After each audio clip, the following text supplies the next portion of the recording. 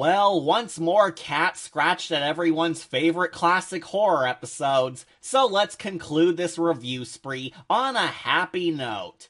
This episode is by far one of the best old school Twilight Zone stories ever. I love this one.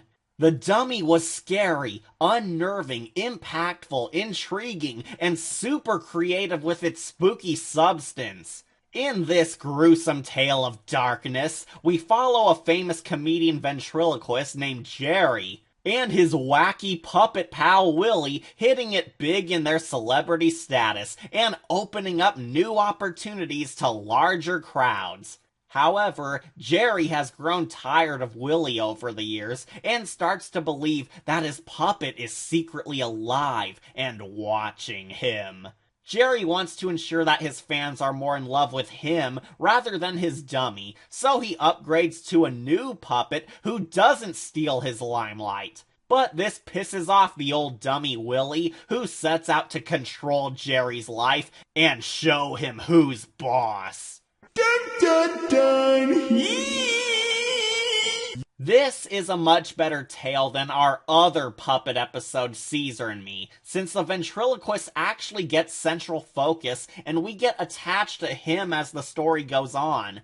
You do actually care for Jerry, because he feels that people love his puppet personas more than him, that he's not getting any credit, and he apparently has an alcohol problem, making you question if he's just drunk when he says the dummy is alive, or if he's seeing the truth on how there's more to Willie than meets the eye. The dummy itself is also masterfully creepy, especially more so than not Scarface. Willie has this dead, vacant expression constantly on his wooden face that pierces directly into your soul, and this episode uses the slappy tactic, where he subtly moves around whenever the camera is not on him, then popping up elsewhere, adding an uneasiness around the puppet. He's just so unsettling. You're not gonna leave me in a stuffy old trunk, are you? Oh, come on, old sport, I wouldn't lock you in a trunk. Hey, Garibaldi, didn't you forget someone? Naturally, our old trend scary face shots also return, but they really build up Willie more over trying to intimidate us. The episode culminates in Jerry attempting to ditch his dummy for good, but the deranged Willie haunts him and coerces the guy into crawling back to him after toying with the guy's mind for too long. When Jerry breaks down and finally asks Willie why he's doing this, the dummy reveals the brutal truth. He is him. The real him. The person who Jerry is deep down. He's all of Jerry's hopes, dreams, and self-confidence, manifesting in the form of this puppet who he was free to project on. But he's grown tired of living under Jerry's shadow and wants to be the one on stage. The real him who deserves full control of their life. The ending then inspires the horrifying Uncle Howie twist, where our protagonist becomes a disfigured Muppet while the dummy controls him now. And good lord, is that Uncle Howie ending just as creepy as always.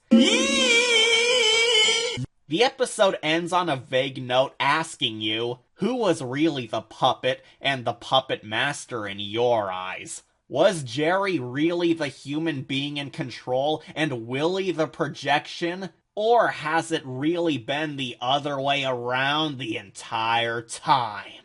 The world may never know. That is so dang scary, but also kind of thought-provoking. The episode's main idea is about finding your identity and knowing who you truly are. Are you really the type of person who you think you are, or is your projection onto something else the real you? Pretty deep stuff for another dark killer doll story, but I love that concept. The dummy makes excellent use of the killer doll, the setting is just dripping with an eerie atmosphere, the writing is more complex than given credit for, the protagonist Jerry is sympathetic since you feel his plight, The scary moments work well, the twist ending is haunting our levels of grim, and the overall theme they build up to is phenomenal. This was an epic Twilight Zone thrill. It does everything right. It feels scary. It has a nice message. It's highly suspenseful, and it's well crafted. So I guess you could say I strongly recommend this one.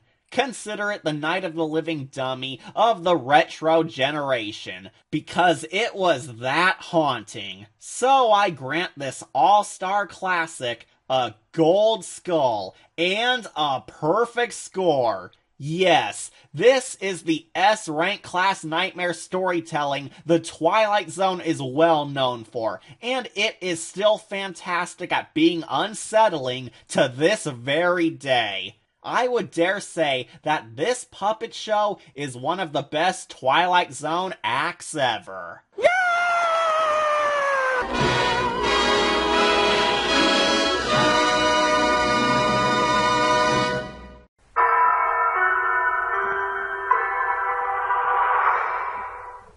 And those were tonight's rapid-fire reviews on some Twilight Zone episodes. Sorry this one was slightly more cynical than normal, but hey, the franchise only has 1,000 more episodes to win me over. So we'll enjoy more as we go on. While not every episode is seen as a flawless golden jewel in my eyes, the show is still great overall, and I am positive that we'll find much more awesomeness within this bizarre parallel dimension known as the Twilight Zone.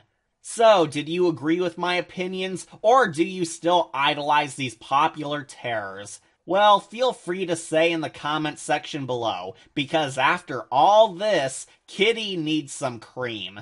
Remember to like, comment, share, and subscribe, or just tune in for more videos posted here on Wolf Entertainment. I'm your host, Catastrophe, and next time, we carry on this month with a tale where the Twilight Zone decides to play a game of tag.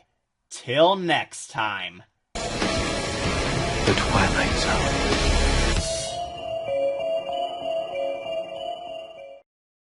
Sometimes you gotta kick a baby in the mouth and vomit.